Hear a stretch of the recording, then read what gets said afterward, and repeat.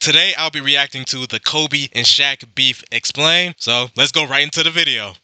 Kobe Bryant and Shaquille O'Neal had one of the most famous beefs in NBA history. The legendary duo played 8 years together for the Lakers, during which they won 3 championships, while their volatile relationship filled the media headlines. Here is the complete history of the beef between Shaq and Kobe. 1996. Both players arrive in LA. In 1996, the Lakers GM Jerry West got 2 superstars over one summer.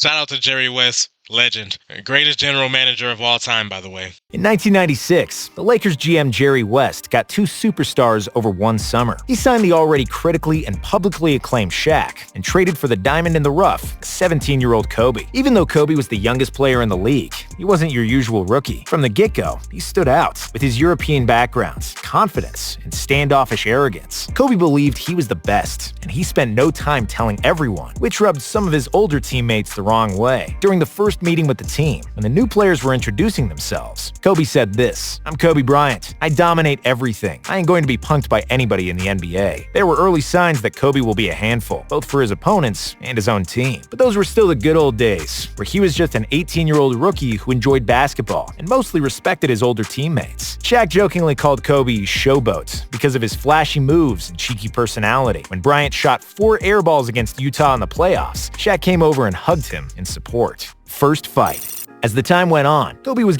Yeah, that game with Kobe airballed with 4 times in the game. It's so funny about that because I think they was laughing at him. People was talking about him airballing them shots. Then when Kobe progressed throughout his career, that man became the most feared at the end of the game. It's just funny how life turned out to be. He airballing, everybody laughing at him. Then they got along his career. He put in the work. Kobe always had confidence that he feared no one. It's just funny how later in his career, everybody's scared when he get the ball at the end.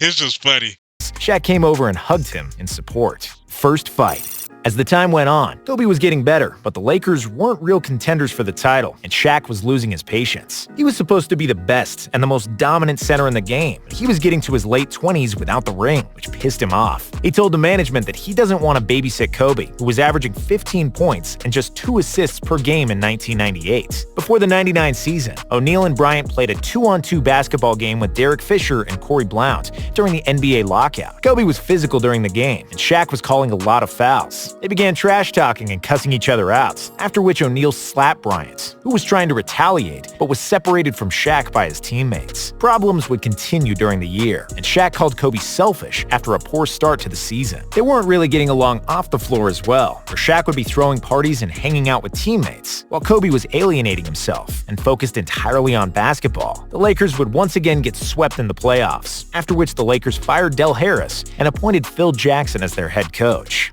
First title. With the arrival of I would say with this situation, this was perfect situation of 2 alphas going at each other. Shaq and Kobe, both of them was alphas. Both of them had egos, and they just clashed at each other. Pretty much what this beef was, in my opinion. You just had 2 alphas going at each other. That was it. Shaq think he the guy. Kobe think he better than everybody. Yeah, they just clash heads. The fact they three-peated together, even when they was clashing like that, I still think that's an accomplishment. I still think that's crazy. Winning 3 championships and you beefing with somebody on the team, 3 championships in a row, that's actually crazy if you think about it. That's actually wild. Del Harris and appointed Phil Jackson as their head coach. First title. With the arrival of Phil Jackson, everything clicked for the Lakers. Shaq respected Phil because he had already won 6 championships with the Bulls, and O'Neal was extremely motivated to finally win one too. That man, Phil Jackson, coached MJ and Pippen. They got Shaq and Kobe. That man coaching career was blessed. That man probably had the best 2 duels in NBA history. He coached them. Your job can't get easier than that. Now, I think Phil Jackson was a coach, but I'm just saying that man coaching career was blessed. That's crazy. Because MJ and Pippen are retired. They said, okay, here's Shaq and Kobe. Dog, that's crazy. That's hilarious. That man was blessed. 6 championships with the Bulls, and O'Neal was extremely motivated to finally win one too. He got into the best shape of his life, and it showed. Shaq was a dominant player as soon as he stepped into the league, but in 2000, he was a different beast and was absolutely unstoppable. The Lakers had the best record in the league, and Shaq averaged 30 points, 14 rebounds, 4 assists, and 3 blocks, and he deservedly won the MVP award. Oh my goodness, Shaq! Okay, Shaq. Like I said, Most dominant center ever. Ain't nobody guarding that man.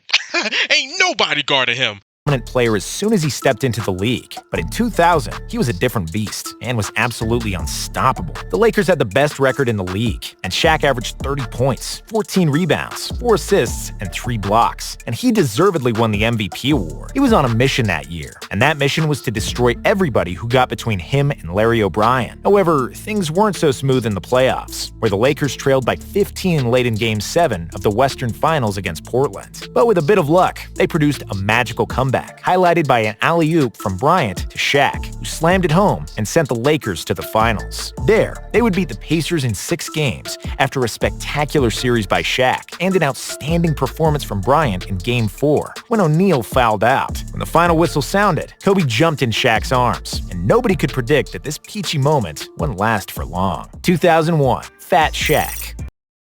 Now, in my opinion, Kobe and Shaq the greatest duo ever. Yes, MJ and Pippen was more accomplished, but I'm just saying, if I was ahead of a team, I'm picking Kobe and Shaq. That's my opinion, though. That is a debate, though. MJ and Pippen was nice. I'm just taking Shaq and Kobe, though. That's me. Could predict that this peachy moment wouldn't last for long. 2001, Fat Shaq. Shaq proved that he is a winner and the best player in the league. He had spent his summer chilling and not taking care of his body and showed up to training camp out of shape. Kobe was furious. He couldn't understand that O'Neal didn't take his job as seriously as he did and said that the guy selling donuts had more pride in his job than Shaq. Kobe openly called out Shaq and demanded that he become the #1 option because he thought he was the team's best player. Shaq, of course, was against it and called Kobe selfish, and Bryant replied that O'Neal's defense deteriorated. However, despite a poor start, things turned around for the Lakers in the second half of the season, when Shaq got healthy and in shape. The Lakers were by far the best team in the league, and they lost only 1 game in the playoffs on their way to another title. Their 15-1 playoff record was the best in league history, and Kobe and Shaq looked like they were in perfect harmony and unbeatable on the court. Next season, it was much of the same. Kobe and Shaq threaded nicely for most of the year. Phil's trying. I'm still laughing. He said the Donut Man had more pride in his job than Shaq. That is crazy! That is crazy to say that. That was funny, though. I went past him. I'm like, no, that's funny. That's hilarious. Man, I ain't gonna lie. They was going at it.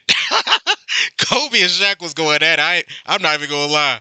Next season, it was much of the same. Kobe and Shaq threaded nicely for most of the year. Phil's triangle offense was working like a Swiss clock, and the Lakers steamrolled for another title, sweeping the Nets in the finals. The 2003 season, healing on company time. Shaq had arthritis in his toe, which bothered him during the three-peat. He could have had surgery right after the '02 finals, but he didn't want to spend the summer on crutches. Instead, he opted to get his toe fixed just when the Lakers training camp was about to start. "I got hurt on company time, so I'll rehab on company time," Shaq famously said, which didn't sit well with Kobe, who was busting his behind all summer to get better, as he always did. While he was recovering, Bryant was finally unleashed, and he had a 9-game streak where he scored at least 40 points. Once Shaq got back to the lineup, Phil Jackson made a decision that made Kobe furious. He told Bryant to score less and feed the ball to Shaq more because Jackson knew that Big Fella was sensitive and that he needed to be engaged offensively to commit to the team fully. Kobe was beyond mad, and he didn't want to be reined back in, which caused a new batch of arguments. The team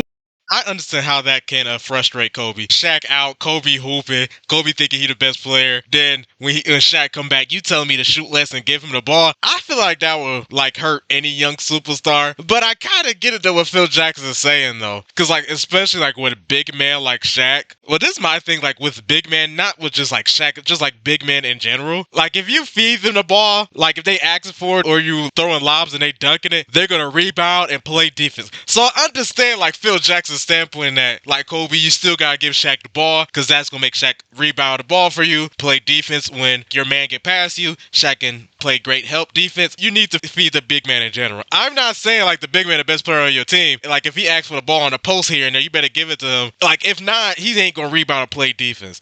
For example, if you're a great player and you're known for passing, oh my gosh, if you have a big man that run the floor and he know he gonna get the ball, oh yeah, the big man, they have so much respect for you. Especially I always say I like when players do this. Like, say, like, the big man, like, he block a shot or get a steal, then the team is in transition, you give it back to the big man so he can dunk the ball. I like that, because that's going to make him energized on the defensive end and more transition, fast break points for your team. So, yeah, I understand Phil Jackson's standpoint on that. I understand. But I also understand why Kobe would be mad at that, too. Kobe was young. Kobe thought I'm the best player on his team. Kobe thought I'm turning into a superstar. Like, I understand Phil Jackson and Kobe like sides. I understand. Kobe was beyond mad, and he didn't want to be reined back in, which caused a new batch of arguments. The team finished with a 5th seed and lost in the conference semis to the Spurs. Kobe-Shaq chemistry was far from ideal. The worst was yet to come. The 2004 season, the boiling point. Before the 2003-2004 season started, multiple events helped derail the Kobe and Shaq relationship. Shaq wanted a new contract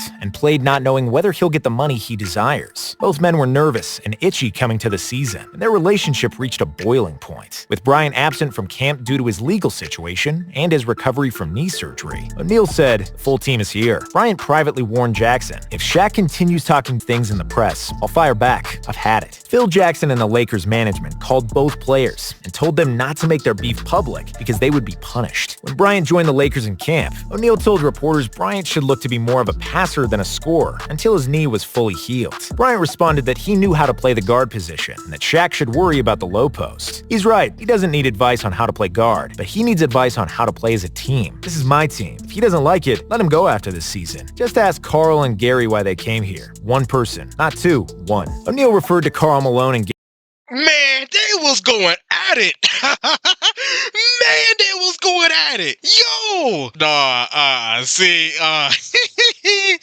I know for sure Kobe got mad at that. You need to start passing. Hey, this is my thing with Kobe. Y'all see Kobe offensive game. I wouldn't want Kobe passing. Like, of course, like, I want him and Shaq work together. I don't want Kobe out there trying to play like John Stockton. Kobe is too skilled and too gifted and too talented of a basketball player to be trying to be like a pass-first guard. That is not going to work.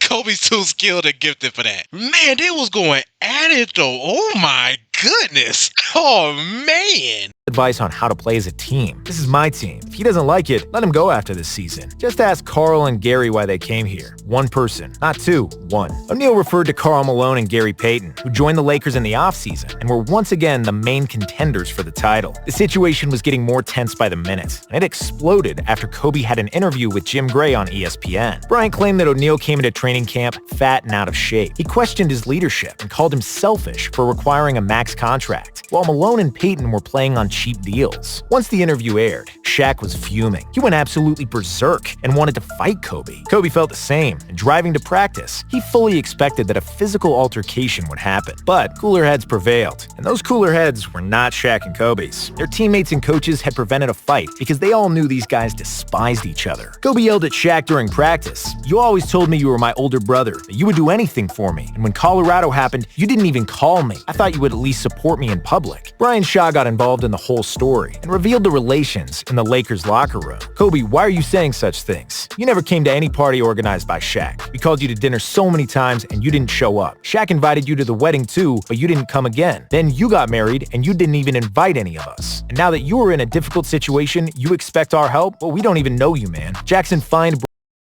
Oh my goodness, man. Oh my goodness, like, eugh.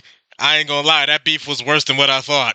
Oh man, yeah, that was bad. Oh my goodness, that's intense. Whoa.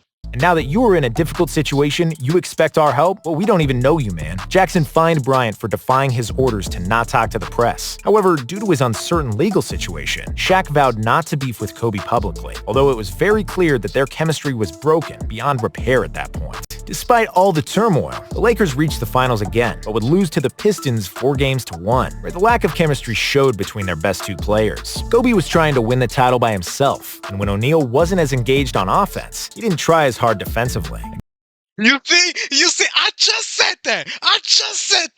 Oh yeah, also shout out to 2004 Detroit Pistons. That team was nice with Chauncey, Rip, Tayshaun, Rasheed, and Ben Wallace. But I just said that. I said, if you're not giving the ball to the big man here and there, or if you're not throwing them lobs and they score, they're not going to be engaged on the other end, like rebounding and playing defense. I just said that. Man, you see, they said Shaq wasn't really getting the ball like that. He wasn't that engaged on offense, so he really wasn't that engaged on defense. I just said that too. That's crazy. I really just said that like some minutes ago. Title by himself, and when O'Neal wasn't as engaged on offense, he didn't try as hard defensively. Against all odds, Pistons won the title, simply because they played as a team, and the Lakers played as individuals. After the season ended, Phil Jackson was fired. While Kobe was already looking to move to Chicago and play for the Bulls, the news broke out that Shaq was traded to Miami, after which Kobe chose to stay with the Lakers. 2004-2005, not talking. During the 2004 interview with Stephen A. Smith, Kobe expressed a desire to apologize to Shaq for some of the comments he made during his court case. "I should have done what Shaq does. Shaq would pay his women not to say anything, and he had paid up to $1 million for situations like this." O'Neal had this to say in rebuttal to Kobe's statement. "I never hang out with Kobe. In the 7 or 8 years we were together, we were never together. So how this guy can think he knows anything about me or my business is funny." Kobe realized he crossed the line for bringing Shaq's personal relationship into their mess. But Shaq wasn't interested in talking to Kobe, and he would ignore him before the 2004 Christmas games between the Lakers and the Heat. Next season, they did greet before tip-off, and both said that things were good between them. Shaq won the title in 2006 with D. Wade, All-Star co-MVPs, and friends. Kobe and Shaq would both Man, that beef was going on a little bit after they broke up. That's wild. That's wild, man. Kobe saw Shaq get a ring with D-Wade. He said, "Hold up, let me get two." That man beat Dwight Howard in the Orlando Magic in 2009. He said, "Let me get another one." just to let Shaq know who's that guy. represent the West in the 2009 All-Star Game, with Phil Jackson as the West head coach. Bryant and O'Neal got along great during the weekend, and were named the All-Star Game co-MVPs. Bryant ultimately gave the trophy to O'Neal's son Sharif, and it seemed like the beef was finally over. Kobe would go on to win the title that season, after which Shaq congratulated him on Twitter. Next season, Kobe won the title again, and delivered one of the best one-liners in the history of NBA press conferences. When asked what the title meant to him personally, Kobe smiled and said, "I got one more than Shaq. You can take that to the bank." Shaq once again congratulated on Twitter, and when asked about it, he said that he doesn't compare himself to guards, only to other big men. And even though he had said those things, he later admitted that he was beyond pissed in a one-on-one interview with Kobe in 2019. "When you won your 5th title, I tore my house up," Shaq said. Yeah, I know for sure Shaq was sick. Oh yeah, I know that was a challenge for Kobe because Kobe was a competitor. I knew Kobe was determined to get some rings without Shaq. I knew he was. No, that's funny though. That's funny though. It's nice that they eventually got together though and repaired their relationship with one another.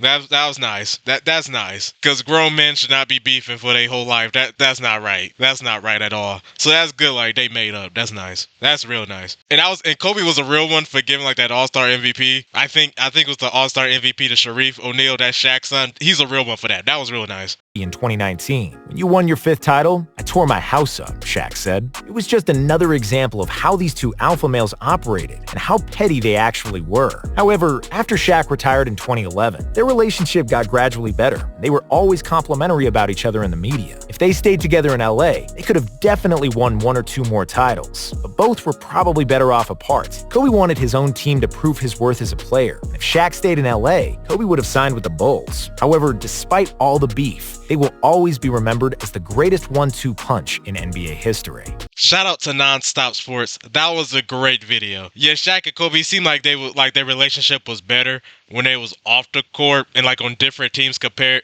to when they was on the same team. It's like I said early in the video. I didn't think they hated each other or disliked each other. Both of them was so competitive and both of them wanted to be the best. So when you have two alphas and both of them think they're the best player on the team or the best player in the world, they're going to clash. That's eventually going to happen. That's what I said. Them three-peated, that took a lot right there. That's actually amazing that they actually won 3 straight championships like that. But yeah, like I said, I'm glad they got their situation repaired. That was very nice to see. That's nice. Yeah, grown men, especially beefing like that, is never a good look. It's never a good look. Especially as public too, that's never a good look. So yeah, I'm really happy Kobe and Shaq repaired their relationship though. But yeah, this is simply just two alphas thinking they're better than one another and just clashing.